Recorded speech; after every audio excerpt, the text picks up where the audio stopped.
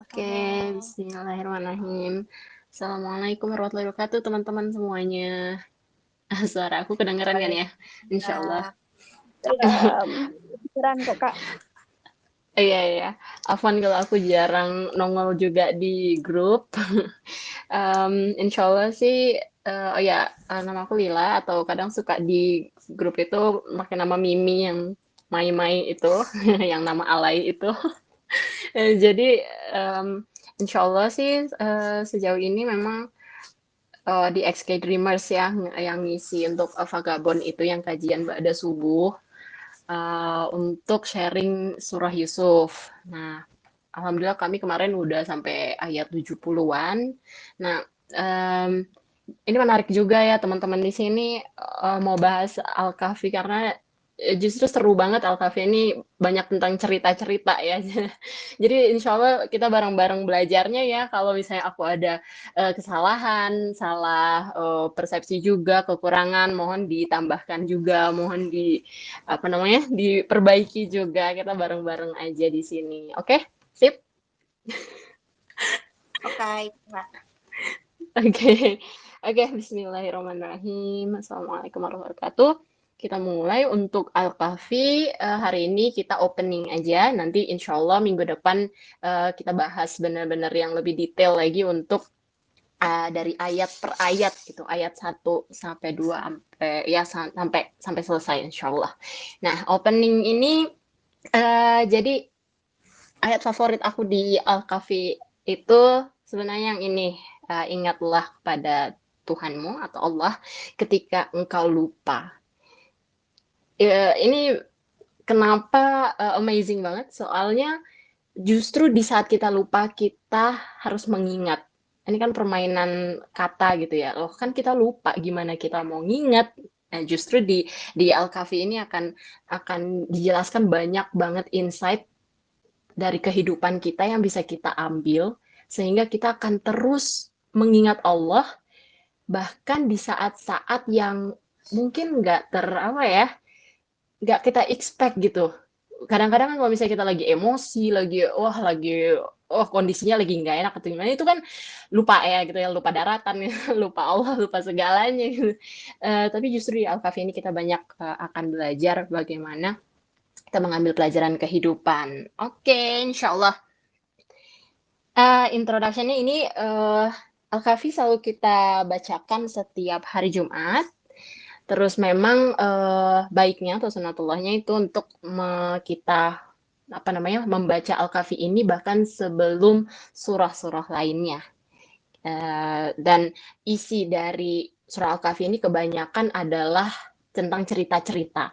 Jadi ada 4 cerita di dalam satu surah. Dimana kalau surah lainnya kan ada yang fokus gitu. Kalau surah Yusuf tuh fokus banget tentang Nabi Yusuf gitu semuanya. Atau di surah lainnya ada tentang Nabi Muhammad, ada tentang Nabi yang lain. Tapi di surah Al-Kahfi ini justru pendek sebenarnya kan dia surah Mekah ya. Pendek-pendek. Cuma isinya ada 4 surat yang uh, banyak banget pelajaran kita bisa dapet 4 cerita maksudnya yang kita dapat dari cerita itu di mana Al-Quran itu bisa apa kayak kayak kalau nonton bukan nonton ya gimana ya kalau baca novel atau apa itu kan panjang terus banyak detailnya harus dijelasin lagi tapi kalau Al-Quran itu cara menceritakannya tuh pendek singkat jelas tapi ngejelep banget dan itu kalau mau dijelasin itu kayak bisa filmnya berepisode-episode Masya Allah. Nah, ini apa aja sih keutamaan dari surah Al-Kahfi? Kenapa kita harus atau sebaiknya kita baca terus setiap hari Jumat? Nah, karena ada 2 cahaya yang bisa kita dapatkan dari membaca Al-Kahfi ini. 2 cahaya itu cahaya hidayah. Jadi kita akan dipermudah untuk berbuat baik, kita akan lebih apa namanya dijaga untuk tidak melakukan yang haram. Kadang kan kayak kita suka ngerasa aduh susah banget sih ngontrol diri, aku pengen nonton drakor, aku pengen rally gitu. Atau aduh susah banget sih kalau atau misalnya kok kayaknya berat banget ya buat buat puasa atau buat ini buat apa. Nah, itu kalau kita biasain diri Al-Kahfi, kadang-kadang kita ngerasa kok kayak ringan aja gitu untuk puasa, untuk sedekah, untuk melakukan hal-hal yang baik jadi ringan. Dan cahaya kebaikan nanti kayak ada aura dalam diri kita gitu. Kalau di dunia kelihatannya kayak aura gitu. Jadi orang ngelihat kita tuh kayak seolah bagus gitu auranya, apa ya, kayak terang, Allah udah udah agak halu nih kayaknya. Dan itu, cahaya itu akan menerangi kita tuh dari hari Jumat ini sampai Jumat depannya. Berarti kan Jumat depan kita baca Al-Kahfi lagi, akan berlangsung sampai Jumat depannya lagi. Nah, selain itu, ternyata cahaya ini tidak hanya yang cahaya dari kita, tapi juga, waktu itu tuh ada cerita kalau sahabat Nabi itu, waktu itu, mereka pada, apa namanya, membaca surah Al-Kahfi bareng-bareng itu. Terus ada yang, melihat kok dari atas langit tuh ada yang kayak turun, cahaya yang turun. Setelah mereka selesai baca surah Al-Kahfi, cahaya itu naik lagi.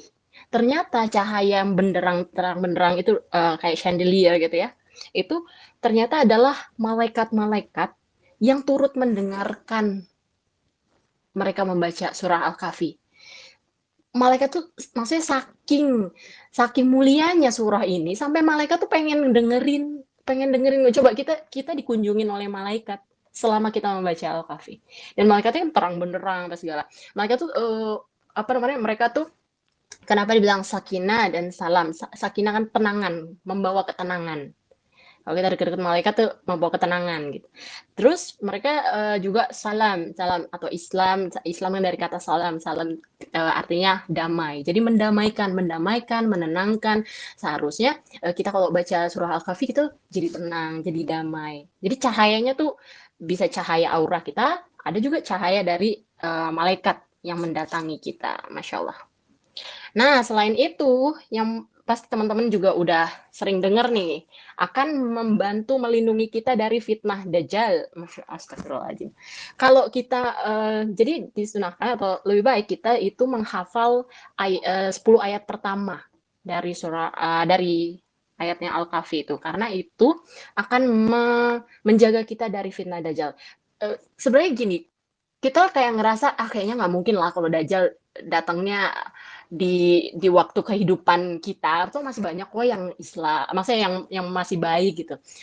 Konsepnya bukan begitu. Konsepnya tuh kayak sekarang tuh udah akhir zaman. Jadi meski bukan dajjal bener apa ya, dajjal benerannya, tapi banyak apa ya ancaman-ancaman yang ibaratnya kayak menyambut dajjal itu nanti ancaman-ancaman ini yang lagi di masa kita kayak sekarang tuh yang dulunya tabu pacaran kalau pegangan tangan di jalan tuh kan kita kayak ih apaan sih tabu banget maksudnya kayak diliatin orang ih gitu kan kalau sekarang ya malah orang pamer-pamer malah kalau belum belum pacaran orang tuanya kalau kamu single terus sih coba kamu keluar-keluar tuh cari-cari lah apa gitu sekarang udah zamannya seperti itu fitnahnya fitnah jajalnya di situ tuh dan nggak hanya cuma menjaga doang tapi bagaimana untuk apa ya kalau kalau beneran ibaratnya kalau beneran kita bertemu ya nauzubillah min dzalik semoga enggak ya nah dan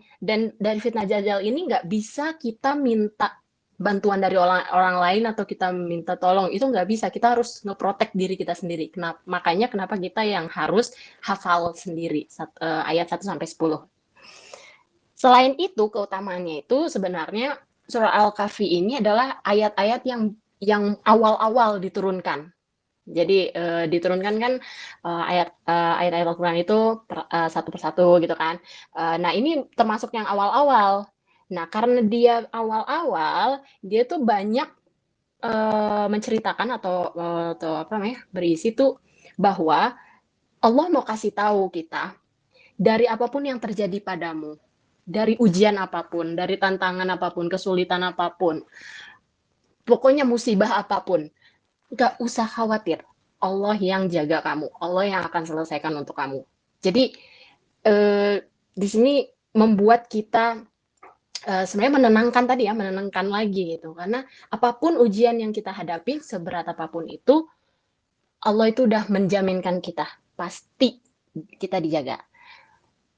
Nah, selain itu juga surah Al-Kahfi ini termasuk surah ketiga yang diawali dengan hamdalah gitu. Surat pertama itu Al-Fatihah, yang kedua Al-An'am. Jadi surah ini tuh kayak diawali dengan kebersyukuran kita kepada Allah, dan ada beda gitu. Kalau Al-Fatihah itu kan bersyukur atas Rob kita, atas Allah gitu. Tapi kalau Al-Kahfi ini beda gitu, beda alasan bersyukurnya. Kenapa kita bersyukurnya tuh beda alasannya. Di Al-An'am juga berbeda. Nah, ini termasuk ke surah yang mulia gitu kan, karena awalnya aja udah dimulai dengan Alhamdulillah. Oke, nah kita lihat dari strukturnya nih ya sekarang, struktur si surahnya ini. Surat sebelum Al-Kahfi itu Al-Isra. Ayat terakhirnya ayat 111. Ini potongannya aja. Nah, ayat 111 Al-Isra ini wa qulil hamdulillah. Nah, ini ada alhamdulillah di situ ya. Terus yang Al-Kahfi ayat pertamanya dimulai dengan alhamdulillahilladzi. Maksudnya ini ada historic timeline-nya. Jadi kayak sejarah gitu ya. Memang sejarah. Jadi ada timeline urutan waktunya. Kalau yang Al-Isra tadi kan ngomongin tentang Isra Miraj, terus ada apa namanya yang Yahudi gitu, cerita-cerita tentang Yahudi, dan itu menceritakan tentang umat Muslim yang dulu, yang lama gitu, previous Muslims gitu. Nah, tapi di Al-Kahfi seolah tuh kayak diberikan penerangan gitu. Nah, sekarang nih membuka lembaran baru tapi masih nyambung dengan yang sebelumnya, dengan surah Al-Isra, yaitu ngomongin tentang masa depannya umat Muslim atau umat Muslim yang baru nih. Kalau yang Al-Isra kan yang dulu gitu, umat Muslim yang dulu. Kalau di Al-Kahfi umat Muslim yang baru. Oke, itu sih tadi openingnya ya gitu, supaya kita lebih dekat dengan surah Al-Kahfi sendiri. Kita baca nggak hanya membaca, tapi kita mengerti dan paham gitu, supaya kita juga ada kecintaan lah terhadap surah ini. Nah, yang di-highlight juga di surah Al-Kahfi adalah status of slave ini, kayak kita kan hamba Allah. Ya, hamba masih kata-katanya bagus gitu ya, masih kata-katanya halus. Sebenarnya kan slave ya budak, pelayan gitu. Itu adalah status yang hina kalau buat manusia. Jadi kita lihat dulu nih status atau kasta ibaratnya ya, kita lihat.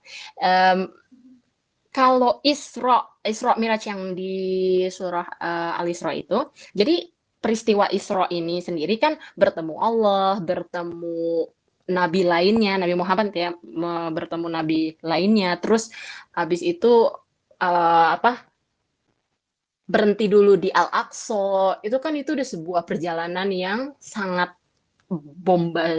bombastis banget.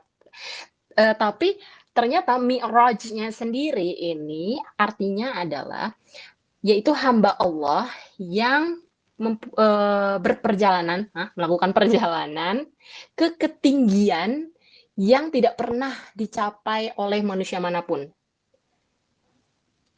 untuk mendapatkan tadi ya wahyu Allah gitu dan berkomunikasi langsung dengan Allah. Artinya Nabi Muhammad ini sebenarnya kan hamba Allah, slave tadi, budak pelayan Allah. Tapi budak ini ibaratnya gitu, itu berkesempatan untuk melakukan perjalanan yang sangat tinggi banget, tertinggi banget, yang perjalanan yang paling tinggi di mana nggak ada manusia lain yang pernah melakukan itu. Berarti di sini kan kita lihat status yang tinggi. Greatest status dari Nabi Muhammad itu statusnya tinggi. Nah, kalau kita lihat dari sudut pandang tadi, sudut pandang manusia dengan sudut pandang Allah. Kalau di sudut pandang manusia, namanya budak, pelayan, rendah gitu kan, udah lowest status itu di mata manusia. Tapi kalau kita menjadi budaknya Allah, menjadi hambanya Allah, justru kita ada di status yang tertinggi. Nah, ini yang membedakan juga apakah dengan non-muslim atau dengan orang lainnya, yaitu kita menjadi budak siapa. Kalau kita jadi budak manusia, budaknya drakor, budaknya fandom atau apa, maksudnya budak hal lain yang duniawi, ya kita remain slave di lower status tadi. Tapi kalau kita hamba Allah, budaknya Allah, pelayannya Allah, berarti kita ada di status yang tertinggi, di mana tidak ada manusia lain yang bisa melakukan itu ya. Oh, sorry. Oke, nah jadi di suratul Kahf ini wahyu itu tidak turun. Jadi biasanya kan wahyu hidayah akan turun kepada kita gitu kan. Terus Al-Qur'an diturunkan untuk kita. Terus kita mendapatkan hidayah. Berarti kan kayak kita mendapatkan hidayah gitu, ibaratnya kayak turun dari langit wahyu dan hidayahnya, terus Al-Qur'an juga diturunkan kepada kita. Itu kita sebagai tadi slave tadi. Tapi di surat Al-Kahf ini justru terbalik. Justru Nabi Muhammad yang naik ke atas, bukan wahyunya diturunkan, tapi beliau naik ke atas ke ke surga untuk menjemput nih maksudnya mendapatkan tadi wahyu itu. Jadi beliau yang naik ke atas, beliau yang melakukan perjalanan. Nah, itu selesai bagian itu. Nah, di surah Al-Kahf tadi kan dijelasin kalau banyak banget cerita ini yang bisa kita ambil hikmahnya, pelajarannya, insight-nya dari ayat yang pendek dan singkat banget. Ada 4 cerita. Tapi kita lihat dulu dari sisi benar-benar Al-Kahf-nya sendiri. Al-Kahf itu kan artinya people of the cave ya gitu. Cave itu apa? Goa. Aku jadi bingung. Goa. Nah, gini, sebenarnya itu kalau kita mempelajari apalagi cerita-cerita atau mempelajari tentang histori Islam itu sendiri, kita bisa juga dengan cara melihat atau meng-compare dengan cerita agama lain. Jadi gini, kita belajar bukan belajar ke agama lain ya, kita nge-compare ke cerita-cerita dari agama lain itu bukan untuk mencari kebenaran, karena kita udah tahu kebenarannya, pasti kebenarannya Al-Quran. Tapi kadang-kadang kita tuh bisa lebih yakin dan kita bisa mendapatkan insight yang lebih kalau kita tuh tahu cerita versi gitu, versi agama lain dengan versi kita, terus kayak baru kita kayak bisa kelihatan banget, oh ini, oh maksudnya ini, insight-nya gini gitu. Daripada kita tahu dari sudut pandang kita doang, ya sebenarnya itu juga udah cukup. Nah, menariknya di Al-Kahf ini justru cerita-cerita umat lagi namanya apa ya, orang Kristen atau non Muslim Kristen ini itu bahkan lebih lengkap, bahkan lebih detail banget diceritain. Terus mereka tuh apa ya, kayak kayak gede apa bukan gede ya, apa namanya, penting banget, seolah tuh cerita ini penting banget. Iya beneran ini kayak mereka tuh kayak mengagung-agungkan banget cerita ini. Kayak mereka kan judulnya tuh apa ya, Seven Saints of the Cave gitu. Terus ceritanya tuh 7 orang ini dikejar-kejar, terus habis itu mereka melarikan diri ke goa, tapi mereka ketahuan sama raja itu, terus akhirnya dibunuh, meninggoy. Ya itulah gitu. Nah, tapi ya, nah Al-Quran habis itu mereka tuh sampai bikin festival gitu loh setiap tahun untuk ini yang tentang Seven Saints ini. Berarti kan buat mereka tuh kayak wow, wow banget menurut buat mereka tuh sebuah yang sakral gitu kan, cerita-cerita sakral gitu. Nah, gimana Al-Quran apa namanya, mengkomentari ini. Nah, di Al-Quran itu sebenarnya Allah mengkoreksi cerita-cerita mereka, kisah-kisah mereka. Di Quran itu secara akurat berseberangan banget, kontradiksi dengan cerita-cerita umat Kristen, tapi kelihatan bahwa cerita dari Quran justru yang benar dan akurat gitu. Jadi kayak ada tanding ada tanding kisah, terus yang terbukti justru cerita Al-Quran yang betul. Nah, berarti kan ini gimana ya? Umat Kristen itu ya agak berusaha membelok-belokkan kisah, tapi malah jadi nggak make sense gitu. Nah, sebenarnya selain selain cerita tadi yang orang-orang di gua itu ada cerita-cerita lainnya, yaitu ada Man to Gardens itu ada seseorang yang mempunyai 2 kebun. Dia punya sahabat seorang yang miskin. Ini aku ceritain ya, nggak apa-apa deh. Nah, terus yang punya 2 kebun itu kan kaya, hartanya berlimpah, dia punya banyak pengikut tuh, pokoknya famous lah gitu ya. Tapi dia sombong, arogan. Nah, sahabatnya yang miskin ini eh, dia kayak berusaha mendakwahkan sahabatnya tapi dengan lisan, dengan apa namanya, dengan persuasif, gitu, dengan baik-baik. Nah, eh, cerita lain adalah Nabi Musa dan Khidir. Nabi Khidir. Wah, ini seru banget nih sebenarnya ceritanya, tapi nanti spoiler ya. Intinya, Nabi Musa itu kan orang yang eh, sangat semangat banget untuk mencari ilmu. Sehingga beliau berguru kepada orang soleh, lalu bertemu Nabi Khidir. Nah, disinilah terjadi pembelajaran yang sangat wow. Nah, selain itu juga ada cerita tentang Zulkarnain, di mana dia berkuasa, punya kekuasaan, tapi dia tetap bijaksana. Dari 4 cerita ini, nah 4 cerita ini tuh yang ada maksudnya apa sih yang mau disampaikan? Kenapa harus ada 4 cerita ini di dalam satu surah? Mau dibilang, tadi ingat gak yang all trials itu Allah akan menjaga kita. Apapun yang terjadi kepada kita, apapun ujiannya kepada kita, Allah akan jaga, Allah akan lindungi kamu. Bahkan dari fitnah Dajjal pun, di mana orang kalau udah ketemu Dajjal, kalau dia nggak punya keimanan, udah bablas pasti dia jadi pengikut. Itu kan sampai sahabat Nabi aja kayak takut gitu, takut sama Dajjalun ini gitu. Ya apalagi kita yang imannya juga ya ampun sekelereng ini, astagfirullah, aku doang kayaknya. Nah, jadi Allah tuh bilang mau sesulit apapun ujian kamu, Allah akan lindungi kamu, Allah akan bantu. Nah, ujian-ujian itu berbeda-beda nih di setiap kisah-kisah ini. Dan ada 4 kisah kan, ujiannya beda-beda. Tadi People of Cave itu, oh ya belum diceritain nih kenapa ceritanya. Jadi ada di suatu kerajaan itu di masa itu rajanya tuh zolim banget dan memburu orang-orang mukmin. Pokoknya semuanya dibunuhin, semuanya dibunuhin,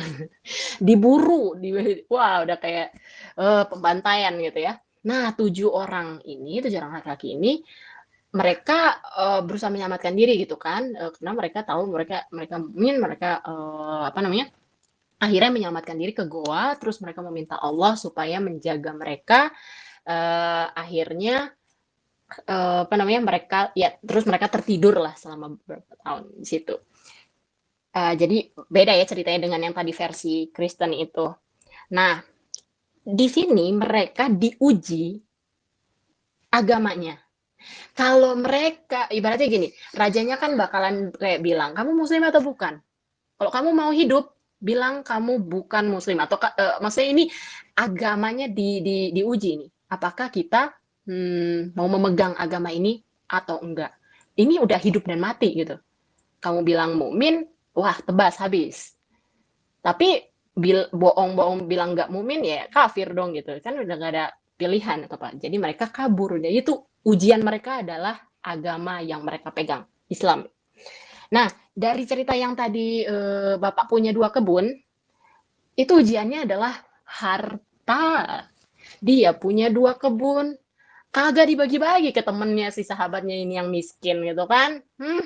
Emang ya, tamak din serakah rakus, ya udahlah gitu. Jadi arogansi gitu. Mereka mereka benar-benar um, si yang orang kaya ini gitu, dia arogan banget, sombong gitu. Nah, itulah letak ujian dia. Kalau kita diberikan harta yang lebih, nah kita mau nggak sodako, kita mau nggak berbagi ke teman kita atau kita malah jadi arogan, malah kita jadi sombong, malah kita nyimpen harta gitu.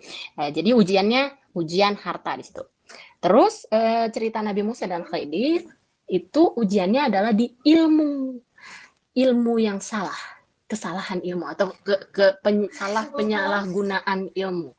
Kita punya ilmu ekonomi, tapi kita ngebantuin orang buat korupsi gitu atau kita bantuin orang buat bisa riba atau bekerja di tempat yang haram gitu. Ya ilmunya ada, kita pinter gitu tentang ekonomi finansial ya, tapi kita gunakan di tempat yang salah atau bahkan ilmunya juga salah gitu, false knowledge. Nah di sini jadi ujian kita, ilmu juga merupakan ujian untuk kita. Hati-hati ya, tapi bukan artinya juga jangan berilmu atau takut untuk nyari ilmu ya. Nah, yang terakhir tadi Zulkarnain itu ujiannya adalah kekuasaan. Dia orang yang berkuasa, bisa melakukan apa saja, bisa ya pokoknya kalau udah berkuasa kan apapun sebenarnya bisa aja dia lakukan, tapi dia tetap bijaksana, dia tetap memegang teguh prinsip Islam, dan dia tahu bahwa sebenar-benarnya raja, sebenar-benarnya orang yang maksudnya sebenarnya yang paling berkuasa atas segala sesuatunya itu adalah Allah. Gitu. Oke, gitu aja sih dari aku. Alhamdulillahirabbil alamin. Kalau ada teman-teman yang mau sharing atau kalau nanya ya semoga insya Allah misalnya aku bisa jawab. Mohon maaf banyak kesalahan dari aku, mohon maaf kalau ada informasi atau insight yang salah aku tangkap dari sumber-sumber juga, mohon diinfokan ke aku juga biar kita sama-sama bareng belajar juga. Alhamdulillah, makasih teman-teman. Assalamualaikum warahmatullahi wabarakatuh. Waalaikumsalam warahmatullahi wabarakatuh. Wah, Masya Allah, keren banget ya. Bahasannya Enggak, ya ampun. Astagfirullah. Memang kalau bahas ayat-ayat Quran tuh pasti selalu ada aja yang handling gitu ya.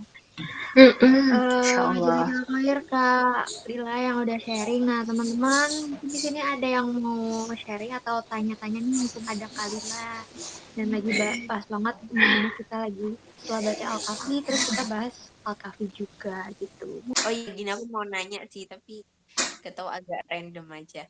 Kan tadi kan Oh ada iya. ya kayak penyalahgunaan ilmu. Nah, misal kita nih ada yang kuliah ilmu ekonomi atau apa ya kayak ya berhubungan sama perbankan atau apa yang itu emang apa yang harus dipelajarin di kampus gitu kan. Nah itu gimana cara kita mengatasinya gitu, apa ilmunya dikip buat kita aja atau gimana? Gitu sih Kak. Tergantung kita perannya apa. Kalau kita sebagai dosen, ya mau nggak mau kan kita harus mengajarkan apa yang ada di bukunya, apa yang ada di source-nya. Kalau nggak kita di-kick nih sama dekannya gitu kan. Ngajarin apa, dosen apa gitu ya. Tapi aku pernah dengar di kajian, itu ada dosen, dia ngajarin tentang investasi saham. Itu kan udah jelas-jelas banget ya. Bukan riba lagi tuh, maksudnya udah versi derajatnya gitu kan, udah tinggi banget itu ya. Nah, dia ngajar dulu tuh, dosen ini dia ngajar sampai kelar, habis itu dia bilang ke mahasiswanya, mohon maaf mahasiswa saya sekalian, semua yang saya ajarkan itu salah. Tapi untuk edukasi, maksudnya gini, kadang kita tahu sesuatu yang benar dari yang salah juga kan. Kita tahu gini loh, ya kan? Kadang kita nggak bisa dong, kita cuma maaf. Ah, aduh, dijemput jet nih gimana dong? Kita Wow. kita nggak bisa ngapalin hewan-hewan yang halal buat kita, sapi, ayam, ikan, kita hafalin semuanya.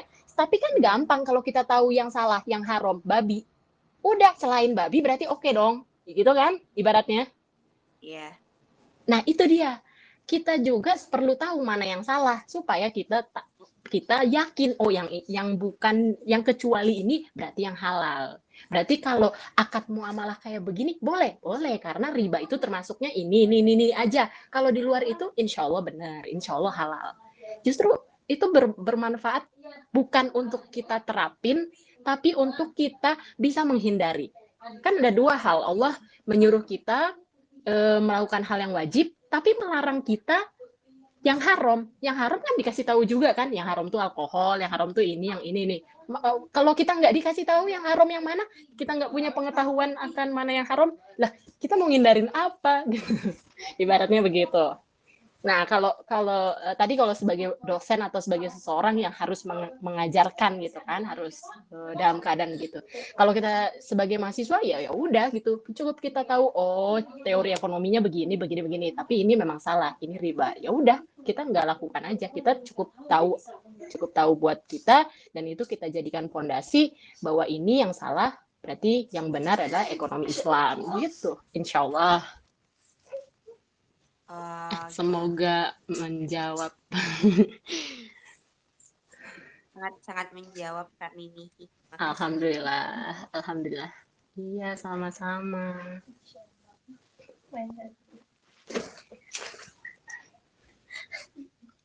Ayo, teman-teman yang lain. Iya, sombong banget, astagfirullah ya.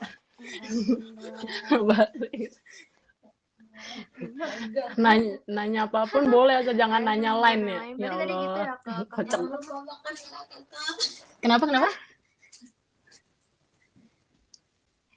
Iya, berarti Sorry, kenapa? mempelajari hal-hal yang kalau terlanjur kita kejebur di situ, ya berarti itu kita cukup tahu dan karena kalau kuliah misalnya nih, kita kuliah terus ternyata kita baru hijrah dan tahu kalau ternyata di jurusan itu tuh banyak hal yang spesial, tapi ya udah, itu kan saat kuliah itu kan berarti amanah orang tua ya, dan dia emang harus selesai. Tapi ya kita juga tetap cukup tahu aja gitu kalau hal-hal itu tuh yang nggak boleh, hal-hal yang boleh itu berarti yang syariat.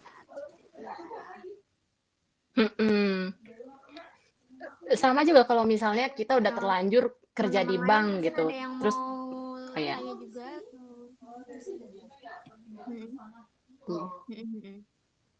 Iya, mau nggak lanjut Kak? Oh iya, nggak apa-apa.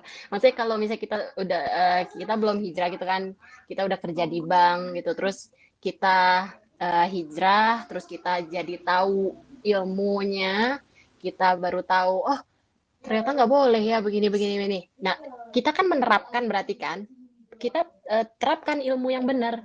Ya insya Allah dengan resign kita bisa mulai lagi dengan cara yang halal. Kita pelajari juga tuh konsep rezeki, apa pekerjaan yang halal, apa segala itu kita pelajari, cari ilmunya juga. Kadang-kadang ada orang kan yang aduh gue nggak mau belajar dulu yang riba-riba tentang itu, udah yang Islam gampang-gampang aja dulu gitu ya, yang tentang hijab. Kenapa? Karena sebenarnya dia udah tahu kalau dia pelajarin tentang riba atau apa, pekerjaan dia itu dia kayak aku nggak mau tahu deh, jangan deh, mendingan nanti kalau aku udah tahu aku harus keluar dari kerjaan dong. Nah justru itu juga menabung dosa.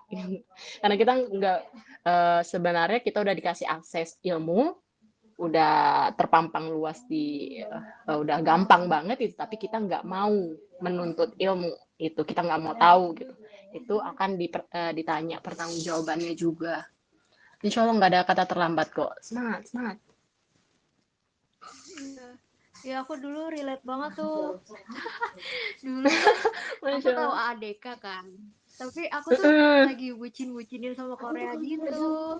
Terus aku nggak mau ngikutin ADK. Terus sekarang menyesal yang Husky.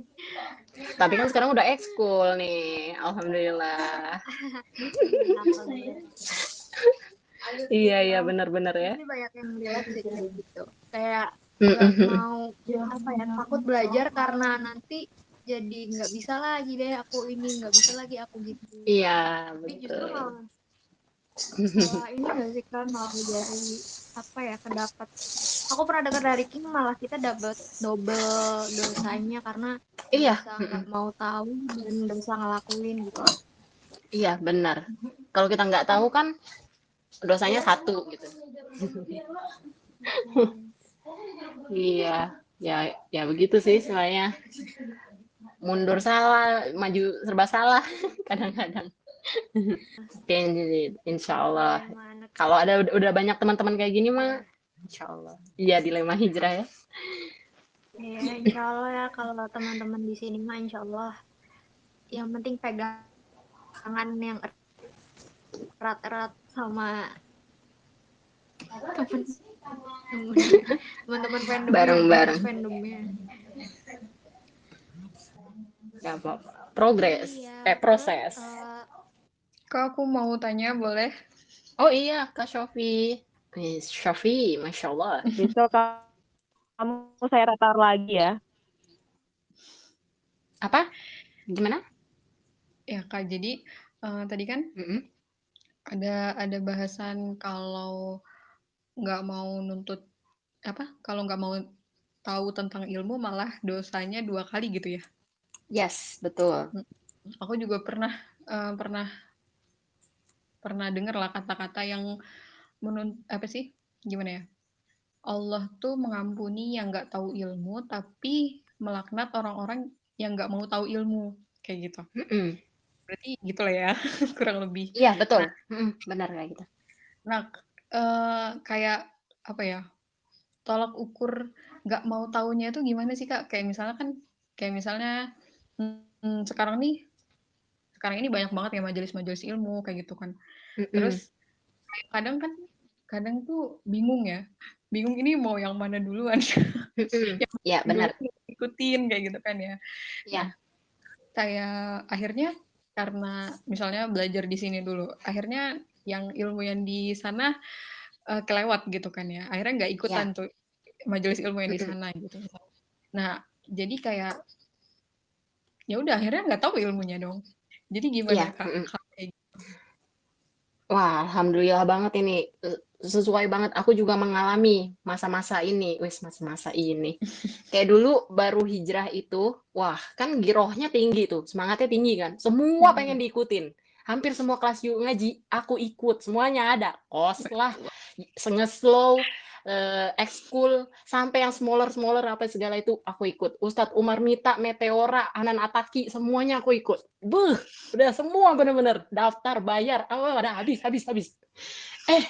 Di habis bulan banyak yang bentrok, pusing, kok ini ketinggalan, ini juga nonton replaynya, kadang ada yang nggak ada replay, ada yang pusing, ada yang bosen, ada yang ada riweh gitu kan. Akhirnya terus aku mikir gitu, kok kayaknya nggak bener nih kayak begini ya gitu ya, terlalu barbar juga nih aku nih gitu. Nah, ternyata kalau aku ngeliatnya gini sebenarnya dari ayat itu maksudnya itu sebenarnya terpampang untuk kita, terbuka untuk kita, tapi kita mendinai, ibaratnya kita nggak mau, misalnya gini, kita lagi sholat nih, terus, tadi aku udah 3 rakaat apa udah 4 rakaat apa berapa rakaat ya, terus kayak kita ada pikiran, aduh kenapa sih aku nggak coba cari tahu bagaimana cara untuk khusyuk sholat, gitu. Terus kita kepikiran kan sebenarnya. Tapi apakah setelah sholat kita mencari itu? Sebenarnya kan googling doang bisa, ya kan? Atau misalnya kita ke kamar mandi, terus kita denger terus kita kayak kebersit aja, kan ada doa masuk kamar mandi ya. Tapi kita mager nyarinya, ngapalinnya. Nah, itu berarti kita tidak mau mencari tahu kan? Sebenarnya kita ada kan ada doanya nih masuknya. Nah, itu yang dimaksud mendinai ilmu dulu gitu ya. Nggak mau gitu karena antar ribet lah, harus ngapalin lagi, harus begini, harus begitu. Nah, sekarang dengan segala akses kelas-kelas yang dibuka, gimana caranya? Ini sebenarnya skala prioritas. Waktu kita 24 jam doang. bahkan udah habis buat sekolah, buat kuliah, buat kerjakan hal lain. Nggak mungkin ngikutin semua, nggak mungkin juga gitu kan untuk nonton kajian YouTube atau apa. Gimana? Sebenarnya kalau misalnya baru awal-awal banget, cari mana yang topik kita senangi atau ustadz atau ustazah yang kita senangi dulu nggak apa-apa. Atau yang relate sama problem kita. Aku galau nih baper sama itu anak kelas 12B. Berarti kan masalah itu ya.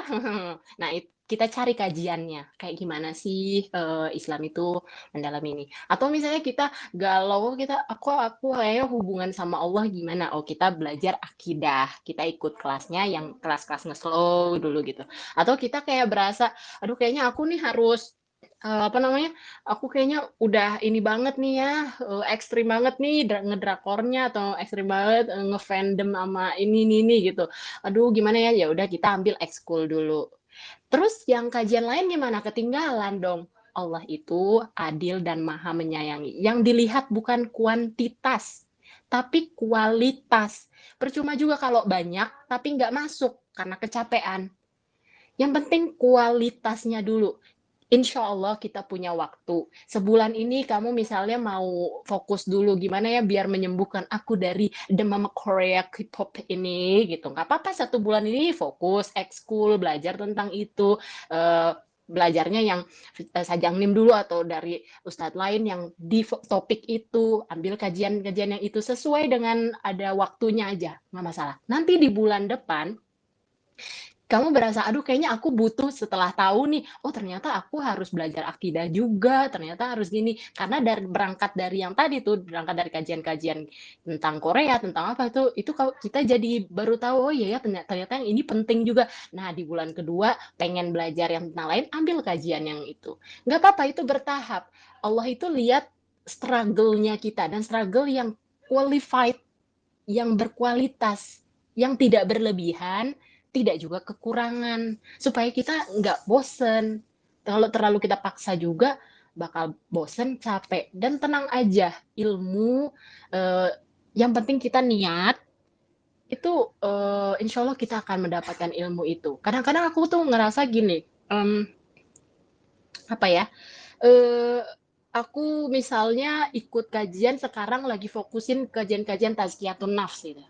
Ternyata kemarin tiba-tiba aku ngelihat ih ada kajian tentang pranikah gitu kan. Terus aku juga lagi kosong nih, coba-coba aja lah masuk Zoom-nya. Tapi ternyata di kajian itu membicarakan tentang bagaimana memanage hati yang nyambung juga ke tazkiyatun nafs yang aku seneng. Jadi kan aku ngerasa, wih nyambung nih sama apa ya topik yang aku senangi gitu ibaratnya. Dan Allah itu meng-guide kita sebenarnya, mengarahkan kita juga. Kadang-kadang tuh pilihan-pilihan kita tuh jadi kayak, loh kok ini relate ya sama permasalahan aku sekarang. Misalnya aku lagi ada masalah apa ya, misalnya waktu itu aku ada masalah finansial. Terus tiba-tiba nge-slow lagi chapter bab rezeki. Kan kayak, loh kok ngepas banget gitu ya. Aku nggak nyari gitu, aku nggak nyari tema itu, nggak. Tapi ternyata temanya sekarang lagi rezeki. Masya Allah, alhamdulillah, langsung beres permasalahan hidup. Jadi yang penting adalah kita niatnya, terus kita jalanin normal-normal aja, bawa santai aja. Apa namanya? Nanti Allah juga yang akan bimbing kita sih, insya Allah. Insya Allah gitu. Kak, siapa tadi? Kak Shofi. Gimana Kak? Oh, makasih Kak Lila. Iya, semangat. Nggak apa-apa, beneran. Aku aja sekarang udah ini, apa namanya, ya udah maksudnya kamu belajar aja dari kesalahanku yang barbar dan semuanya mau diikutin. Gitu. Semangat. Yap. Kayaknya udah nggak ada, biar teman-teman juga istirahat. Alhamdulillah. Ya, mungkin udah waktunya istirahat ya. Alhamdulillah.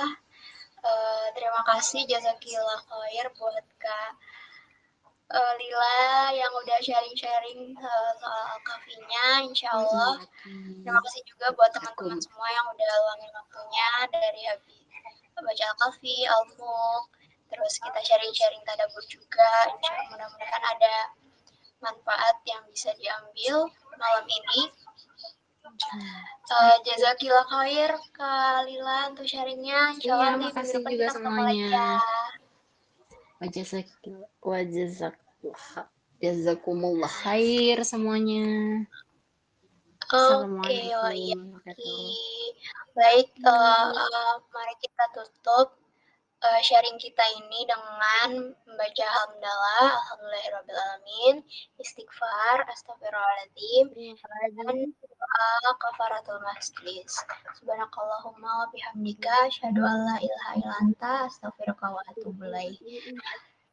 Sampai ketemu di Quran di minggu depan.